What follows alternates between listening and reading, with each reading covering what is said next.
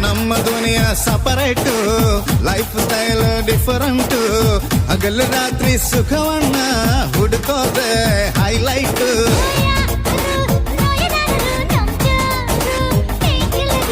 ಯಾರು ಬೋರು ಅನ್ನರು ನಮ್ಗ್ಯಾರು ಅಷ್ಟು ತ್ರಿಲ್ಲರು.